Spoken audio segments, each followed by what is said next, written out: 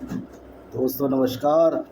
मैं हूँ विजय कुमार पाल, एक लेखक। मेरी किताब डिस्क्रिमिनेटेड हिंदूज भाई विजय कुमार पाल और भी इस तरह की किताबें हैं जो कि आप जब गूगल में सर्च करेंगे तो मिल जाएगी। ये invaders and hidden facts by Vijay Kumar Pal, invaders and hidden facts by Vijay Kumar Pal, और ये डिस्क्रिमिनेटेड हिंदू बाई विजय कुमार पाल।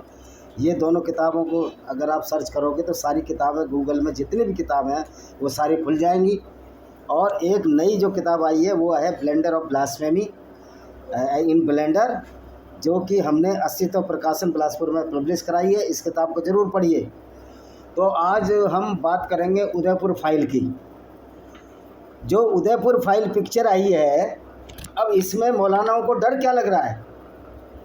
भाई आपका अगर करेक्टर बढ़िया है, आपका करेक्टर अच्छा है, आपके मोहम्मद साहब का करेक्टर अच्छा है, इस्लाम अच्छी आइडियोलॉजी है, तो आपको डर क्या है उदयपुर फाइल से? कपिल सिब्बल जी बोलते हैं कि उदयपुर फाइल से आपस में जाति वैमनस्यता फैलेगी, दो धर्मों के लोगों में वैमनस्यता फैलेगी। मैं कपिल सिब्बल जी आपको बताना चाहता हूँ, आप बहुत बड़े वकील हैं, लेकिन इस्लाम में आप मेरे से ज़्यादा नहीं जानते। आप कितने भी बड़े वकील हों, लेकिन ये जो वैमनस्यता फैल रही है इस्लाम से फैल रही है। कपिल सिब्बल जी, अगर आप में हिम्मत है कपिल सिब्बल में, तो जो सांसद भी हैं और वकील भी हैं सुप्रीम कोर्ट के, इन कुरान की आयतों को निकलवा दें।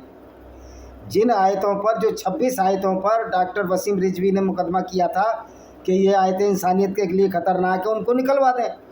लेकिन हमारे सुप्रीम कोर्ट की गद्दारी देखिए कि जिन आयतों को जस्टिस लोहाटी ने ख़राब बताया था 20-25 साल पहले, उन्हीं आयतों पर डॉक्टर वसीम रिजवी पर जुर्माना कर दिया।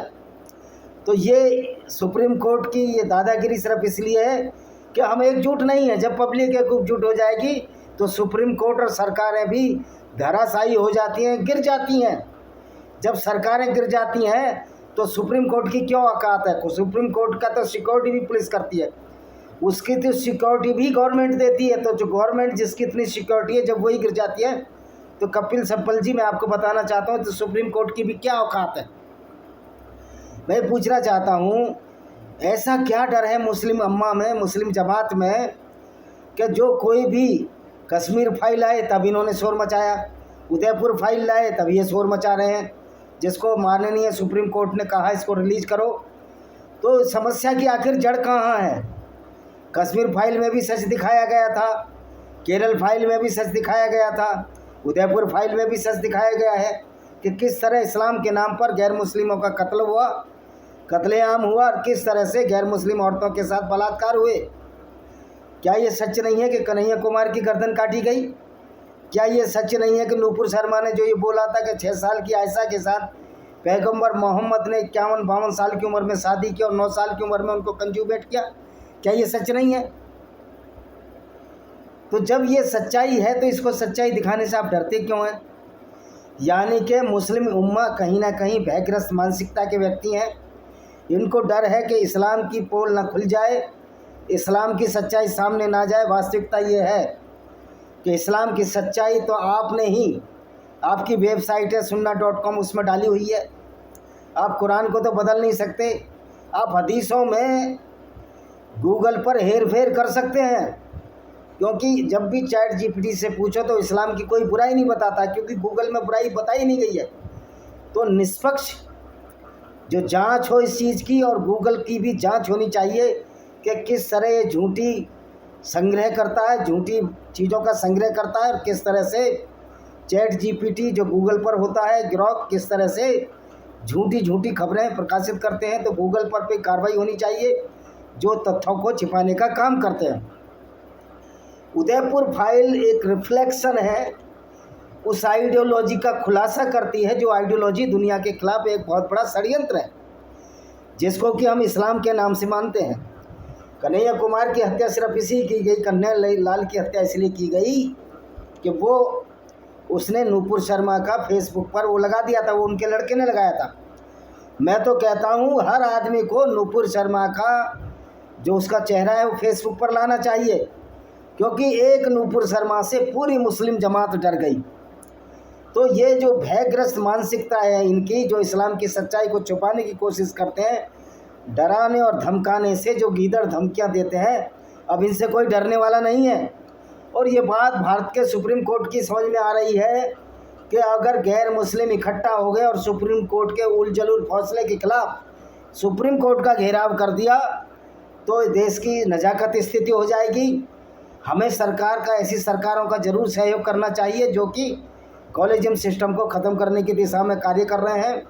कपिल सिब्बल जी, आप बहुत बड़े वकील हैं, आपने कॉलेजियम सिस्टम को हटाने की पहल क्यों नहीं की? ये क्या वकीलों का काम नहीं है? क्या उन न्यायाधीशों को झेले जाएं जो कि गलत सिस्टम से अनडेमोक्रेटिक वे में और कित एंड किनशिप, भाई भतीजावाद से आज तक न्यायाधीश, मुख्य न्यायाधीश बनते चले जा रहे हैं सुप्रीम कोर्ट के और हाई कोर्ट के। चंद्रचूड़ का बेटा चंद्रचूड़ फिर दोबारा आ जाता है, गवई साहब का, फिर गवई साहब मंत्री थे, खैर वो तो नहीं थे। तो इस तरह जो रिपीटिशन हो रहा है, ये रिपीटिशन होना भी तो लोकतंत्र पर घातक है। न ये सेलेक्ट होकर आए हैं, न ये इलेक्ट होकर आए हैं, तो फिर और कौन सा जरिया है कि जो इतनी बड़ी संस्था है सुप्रीम कोर्ट, ये धांधली कर रही है अनडेमोक्रेटिक वे में और सारी सरकारें चुप हैं। और इनके उलझुल फैसलों से जो इस्लामिक आइडियोलॉजी है, जो कि एक आतंकवादी विचारधारा है, उसके मानने वालों का मनोबल भी बढ़ा है अभी तक। तो ये हमको देखना है, सुप्रीम कोर्ट हो या सरकारें हो, ये पब्लिक के नियंत्रण में होती हैं, पब्लिक इनके नियंत्रण में नहीं होती। इनके नियंत्रण में चोर डाकू उचक्के तो हो सकते हैं, जो पुलिस, जो संस्था है या कोर्ट है, लेकिन एक शरीफ आदमी का ये कुछ भी नहीं उखाड़ सकते, ABCD नहीं कर सकते, क्योंकि शरीफ आदमी जो कानून का पालन करने वाला है, उनके नियंत्रण में सुप्रीम कोर्ट है, उनके नियंत्रण में सरकार है। ये चोर उचक्के नहीं है हम लोग जो सच्चाई ना बोलें और आपसे डर जाएं। तो उदयपुर फाइल में वही दिखाया गया जो कि कुरान की आयतें कहती हैं। अब ये सूरा अल तौबा की आयत नंबर 5 है, तो ये कहते हैं कि सूरा तौबा कब आयत इसकी नाजिल हुई थी? तो ये देखिए, ये कब नाजिल हुई थी? ये जब नाजिल हुई थी जब मोहम्मद लूटने जाते थे काफिले, और मोहम्मद तो तबूक की लड़ाई में जब गए थे तो तबूक वालों ने तो कोई अटैक ही नहीं किया था। तबूक वहाँ से करीब 700-800 किलोमीटर है मदीना से। तो उन्होंने पूछा, हमारा तो आपसे कोई झगड़ा नहीं है, तबूक के जो यहूदी थे, ईसाई थे, फिर आप यहाँ क्या करने आ गए? तो ये वो वहाँ कुछ नहीं बोले, वापस लौट आए। यानी कि उदयपुर फाइल भी इस्लाम का सच्चा प्रतिनिधित्व करती है और बताती है, उदयपुर फाइल इस्लाम को एक्सपोज करती है। और चूँकि इस्लाम एक नकली अल्लाह के नाम पर प्रॉफिट मोहम्मद द्वारा चलाया गया था, जिनको कि हमारे मुस्लिम भाई प्यार से रसूल सल्लल्लाहु अलैहि वसल्लम कहते हैं, ये कोई दुनिया बनाने वाले की किताब नहीं है, क्योंकि दुनिया बनाने वाले को आज तक किसी ने देखा ही नहीं है। हम ये नहीं कह रहे कि ईश्वर है या नहीं है, हम ये कह रहे हैं ईश्वर अगर है तो भी आज तक प्रूव नहीं हो पाया है, अगर ईश्वर नहीं है तो उसको भी डिसअप्रूव नहीं कर पाए, हम अप्रूव नहीं कर पाए। यानी कि कह सकते हैं कि हम लोग एग्नोस्टिक की तरह हम सोच सकते हैं कि यदि कोई दुनिया को चलाने वाली ताकत है तो होगी, लेकिन कम से कम ये अल्लाह तो दुनिया को चलाने वाला नहीं है। क्योंकि अगर अल्लाह को दुनिया चलाने वाला होता तो इस तरह की बेहूदगी भरी आयतें कुरान में ना आती कि गैर मुस्लिमों को कत्ल करो, पवित्र महीने बीत जाने वाले के बाद वो मुशरिकों को मार दिया जाएगा, लेकिन अगर वो तौबा कर ले तो स्वीकार कर लिया जाएगा। यानी कि इस्लाम में गैर मुस्लिम को स्वीकार करने की क्षमता ही नहीं है। इस्लाम की वो औकात नहीं जो पूरी दुनिया की मानवता के लिए बना हो। ये बहुत ही बड़ी गिरोहबंदी है उन लोगों की जो मोहम्मद के साथ मानकर अपने को मुसलमान कहते थे और बाद में ये संख्या लगातार बढ़ती चली गई।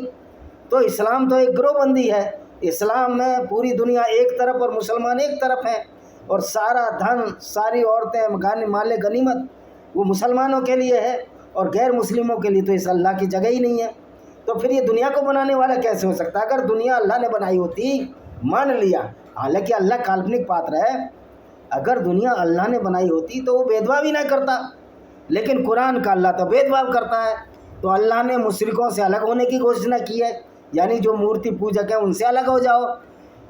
और क्या कहते हैं, 4 महीने वो स्वतंत्र यात्रा कर सकते हैं कहीं भी, और जिन बहुदेववादियों कोई संधि नहीं तोड़ी है। यानी कि मुसलमान ये संधि करते थे मोहम्मद के ज़माने में कि जो हमसे संधि करेगा, हमारी लड़ाई में साथ देगा, हमारी लूट में साथ देगा, उसको हम कुछ अटैक नहीं करेंगे, लेकिन अगर वो साथ नहीं देगा तो हम उसको लूटेंगे भी और अटैक भी करेंगे। उन्हें संधि की अवधि समाप्त होने जाने तक बख्शा जाना चाहिए। 5 साल की संधि है तो 5 साल बाद हम तुमको मुसलमान बनाएंगे, ये सूरह अल तौबा कहती है। और मज़े की बात है, ये आयतें एक बार भी नहीं आई है, पूरा चैप्टर एक बार नहीं आया। जब कुरान की कोई भी पूरा चैप्टर एक बार में अवतरित नहीं हुआ, खासतौर पर सूरह अल तौबा, तो इसके पिछले रेफरेंस को कैसे पढ़ेंगे आप? भाई कंटिन्यूटी रेगुलरिटी जब किताब में होगी तभी तो पिछला रेफरेंस अगले के काम आएगा। लेकिन कहीं ऐसा नहीं है, कहीं कोई आयत है, कहीं कोई आयत है, कहीं कोई आयत है, कोई कंटिन्यूटी नहीं है, कोई एकात्मकता नहीं है, कोई सकारात्मकता नहीं है। और कहीं किसी को कत्ल करने की बात, कहीं किसी को लूटने की बात, कहीं ब्लड बहाने की बात, और कहीं इब्राहिम को इब्राहिम बना लिया। मोहम्मद ने सारे यहूदियों के पैगंबरों को चोरी करके यहाँ पर इसमें कुरान में डाल दिया। और जब उनसे पूछा गया तो कुरान और अल्लाह का नाम तो बाइबल और उसमें नहीं है, हदीस उसमें, तोरा में, यहूदियों की पुस्तक में, तो कह दिया उन्होंने सारी किताबें बदल दी।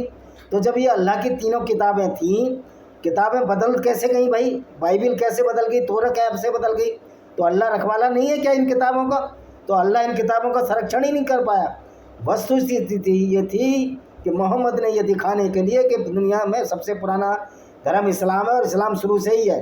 ये अलग बात है कि मोहम्मद ने उस बात को झुठला दिया कि इस्लाम शुरू से है, क्योंकि मोहम्मद ही पहले मुसलमान बने, उसके बाद उमर बने, जो इनके साथी थे, जो खलीफा थे वो बने, अबू बकर बने। तो ये झूठ, जगह जगह झूठ इस किताब में लिखे गए हैं। तो अब ये कहते हैं जिन बहुदेववादियों ने कोई संधि नहीं तोड़ी थी, संधि के बाद उनको भी नहीं छोड़ना है, यानी कि इस्लाम फैलाना ही फैलाना। अब ये बताइए, इस तरह की आयतों का मैं तो कहता हूँ उदयपुर फाइल वालों को कन्हैया लाल की हत्या न दिखाकर कुरान की आयतें दिखानी चाहिए थी। कुरान की आयतों को पढ़ पढ़ कर दिखाना चाहिए था, जिस तरह मस्जिदों में कुरान की आयतें पढ़ी जाती हैं और उनका अर्थ किया जाता है, भले किसी अरबी की इसमें सहायता लेते हैं। और अरबी तो गैर मुस्लिम भी सीख सकते हैं, ऐसा कुछ नहीं है। बहुत से गैर मुस्लिम हैं जो अरबी अच्छी जानते हैं, उससे अनुवाद कराना चाहिए था कुरान का। कुरान की आयतों पर एक फ़िल्म बननी चाहिए थी, ख़ास तौर पर उन 26 आयतों पर फिल्म बननी चाहिए थी, जैसे कि अलमादा की 5:33 है और इसकी 9:5 है। तो ये किस तरह से इंसानियत के खिलाफ है।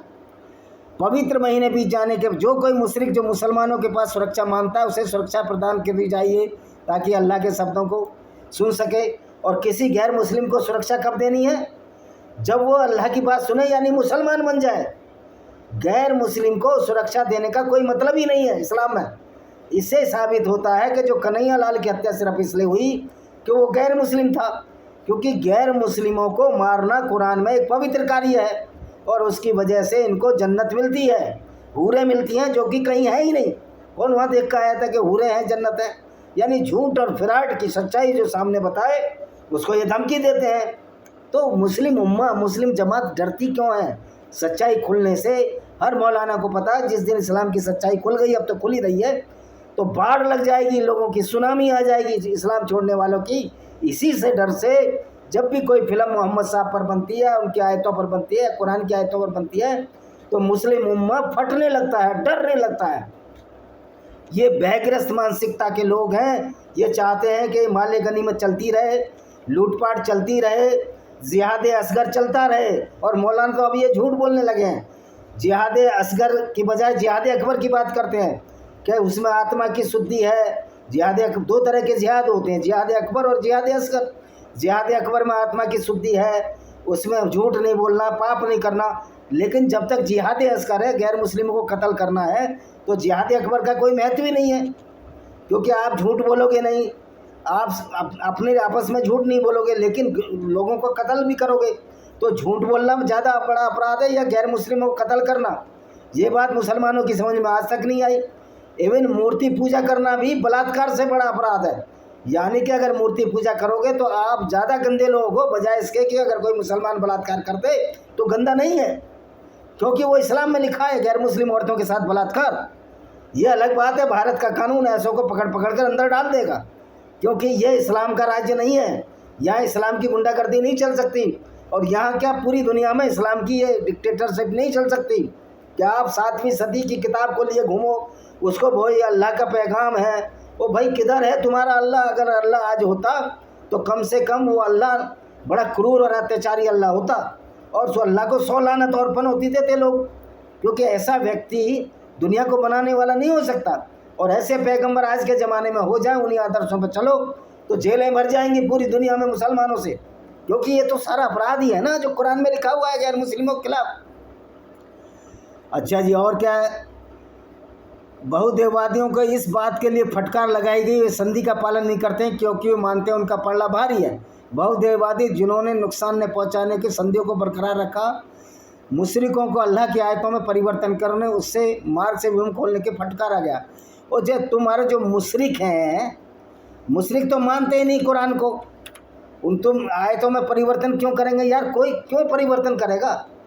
कुरान तो इसी रूप में हमें अच्छी लगती है, कम से कम इस्लाम का सिराजा तो बिखरता है, इस्लाम की सच्चाई तो सामने आती है। अगर कुरान की आयतों को बदल दोगे तो एक कत्ल की आयतें जो 26 आयतें हैं, जिसमें गैर मुस्लिमों को, औरतों को मारने और पीटने की बात कही है, तो कुरान जब तक ऐसी हालत में है तब तक तो हम उसकी भर्त्सना करेंगे, तब तक तो उसकी निंदा करेंगे, तब तक तो उसकी पोल खोलेंगे।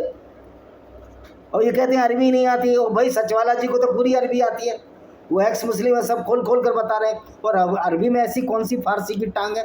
इतना तो कॉमन मैन भी जानता है कि चांद के 2 टुकड़े कोई नहीं कर सकता, लेकिन मोहम्मद ने कर दिए। अब कहोगे अरबी नहीं आती, क्या चांद भी अरबी हो गया था? अल्लाह तो अरबी है ही। अब ये कैसा दुनिया का बनाने वाला जो अरबी अल्लाह है, और अरबी अल्लाह के गुलाम सारे ही लोग हैं, बेवकूफ़ लोग। यदि संधि तोड़ने वाले लोग मुसलमान बन जाते हैं, ईमान वालों का भाई माना जाता है।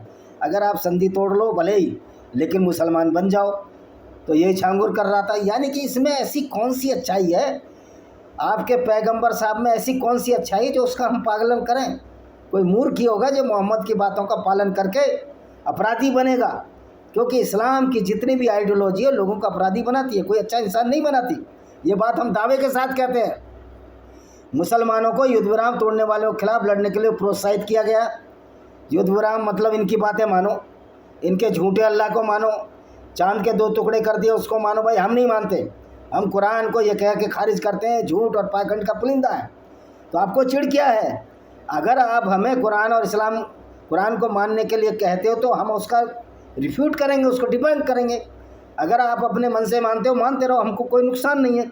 लेकिन जब आप ये मानोगे कि गैर मुस्लिमों को कत्ल करना एक हौली पुनीत कार्य है, तो निश्चित तौर पर टकराव बढ़ता है, और गैर मुस्लिम से टकराव बढ़ता है, और ये टकराव भीषण संग्राम और संघर्ष में बदल जाता है। जिस तरह की पुराने ज़माने में मुस्लिमों से लगातार युद्ध हुए, ईसाइयों के हुए, हिंदुओं के हुए, और आज भी इजराइल से हमास का युद्ध क्या है? ये सिर्फ इस्लाम की दादागिरी डिक्टेटरशिप को चलाना चाहते हैं, जो इजराइल को सहन नहीं है। जब 1 करोड़ की आबादी वाले देश को ये सहन नहीं है, तो भारत के रहने वाले 112 करोड़ हिंदुओं को ये इस्लामी गुंडागर्दी कैसे सहन हो सकती है? ये सोचने समझने की बात है, और सुप्रीम कोर्ट को भी समझना चाहिए। ये बड़ा अच्छा निर्णय दिया है कि उदयपुर फाइल को रिलीज़ कर दिया। उदयपुर फाइल सही आईना दिखाती है इस्लाम का, जो कि एक डिक्टेटरशिप है, एक गुंडागर्दी है गैर मुस्लिमों के खिलाफ। इसीलिए मुस्लिम उम्मत डरता है कि इस्लाम की सच्चाई सामने ना जाए और इस्लाम का सिराजा न बिखर जाए। और अभी भी झूठ बोल बोल बोल मौलाना इस्लाम को बचाने की कोशिश कर रहे हैं, जबकि एक्स मुस्लिम जो इस्लाम छोड़े हुए हैं वो इनकी धज्जियाँ उड़ा चुके हैं। आज पाकिस्तान में 1 करोड़ से ज़्यादा गैर मुस्लिम हैं जो इस्लाम छोड़ चुके हैं, गैर मुस्लिम हो गए हैं वो। इसी तरह भारत में 1.5-2 करोड़ लोग हैं जो इस्लाम को मानते ही नहीं, अल्लाह को मानते ही नहीं। तो ये आपको समझना चाहिए। तो ये जो अलतोबा आयत है ये इसी के लिए होती, युद्ध के लिए होती। मुहाजिर ने मुसलमानों को पहला दर्जा निर्धारित किया, उनका इनाम मुहाजिरीन ने मुसलमानों को पहला दर्जा किया कि मुसलमान सुपीरियर हैं। अब बताओ किधर से सुपीरियर है, मुझे समझ में नहीं आती। क्या स्पेशल टाइप की लेटरिन करते हैं क्या इनकी स्पेशल आँखें हैं?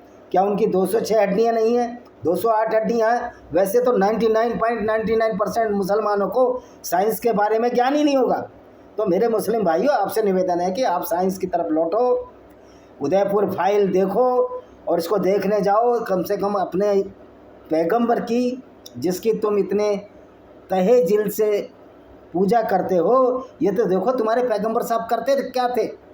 अच्छा जी, मूर्ति पूजकों को काबा से बाहर रखा गया। ये आयत जब आई, जब मोहम्मद ने मूर्ति पूजा काबा से मूर्ति पूजकों को हटा दिया, मूर्तियाँ तोड़ दी, तब ये आयत आई यानी 3 टुकड़ों में हर चैप्टर आ रहा है, 4 टुकड़ों में चैप्टर आ रहा है, और ये बोलते हैं इसका पिछला रेफरेंस तो पढ़ो। वो पिछला रेफरेंस किससे पढ़ें यार? कोई कंटिन्यूटी नहीं है कुरान में, कोई तारतम्यता नहीं है। वो कहते हैं कहीं की ईंट कहीं का रोड़ा, भानुमती ने कुनबा जोड़ा, इस तरह की बातें हैं इस कुरान में। कोई उसका सीक्वेंस नहीं है, कहीं कुछ बात कहीं कुछ बात, और एक आयत बार बार रिपीट है, और कत्ल और खून जेगी की बात। तो भाई उदयपुर फाइल रिलीज हुई है, यही सही इस्लाम का आईना दिखाती है, किस तरह गैर मुस्लिमों को कत्ल किया जाता है और किस तरह इस्लाम में नफरत फैलाने का ठेका ले रखा है। ये बातें ही उदयपुर फाइल दिखाती है। और मैं तो कहता हूँ कुरान की 26 आयतों पर भी फिल्म बननी चाहिए, पिक्चर बननी चाहिए। भाई आप 80% लोग हो क्या, अगर 19-20% लोगों से डरोगे तो होगा क्या? जब मोहम्मद बिन सलमान जो सऊदी के राजकुमार हैं, उन्होंने कहा हम हदीसों को नहीं मानते, बच्चों को मदरसों में ना भेजो क्योंकि वहाँ से आतंकवादी निकलते हैं। मोहम्मद बिन सलमान भी जानते हैं कि कुरान की आयतें पढ़कर लोग आतंकवादी बनते हैं। आप आतंकवाद का इससे बड़ा नमूना क्या होगा? जब भी इस्लाम की सच्चाई बताओ, ये लोग मारने काटने पर और बदजबानी पर उतर आते हैं। तो ये कौन लोग हैं जो इस तरह करते हैं, जिनकी भयग्रस्त मानसिकता है, जो तर्क से हमको पराजित नहीं कर सकते।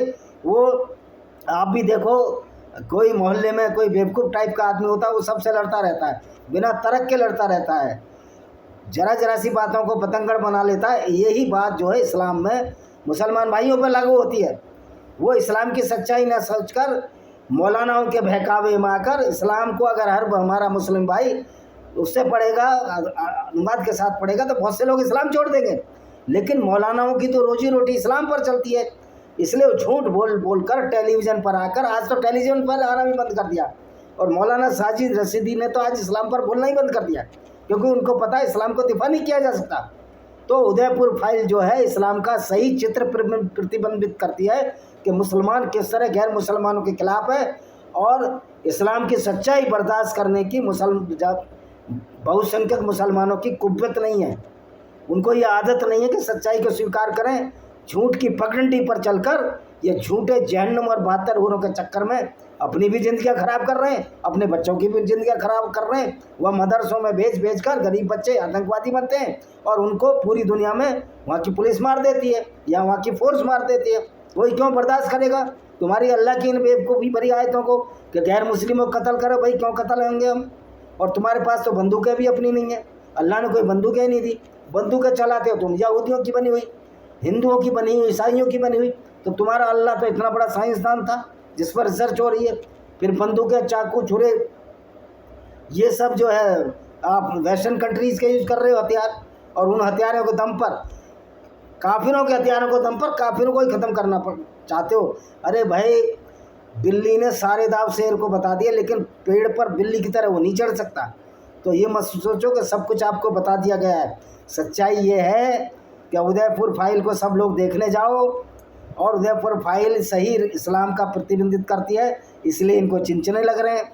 कपिल सिब्बल जी, आपको मालूम होना चाहिए कि इस्लाम वहमत से फैला रहा है, उदयपुर फाइल वहमत से नहीं फैला रही, वो तो सच्चाई सामने ला रही है।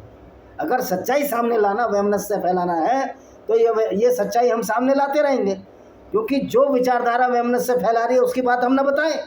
अगर उनको बुरा लगना है तो लग रहा है तो इस्लाम को सही करें, ये कुरान की 26 आयतों को अब्रो कट करें, इनको हटाएं कि ये आयत इंसानियत के खिलाफ है, वो काम करिए आप, मानवता की दिशा में एक बड़ा स्टेप बढ़ाइए। तो हम भी कहेंगे वाह वाह, किस तरह इस्लाम को सुधार किया गया, और उसको हम भगवान के बराबर मानेंगे। इसी के साथ हम इस वीडियो को विराम देते हैं। वंदे मातरम, जय हिंद, आपका दिन शुभ हो।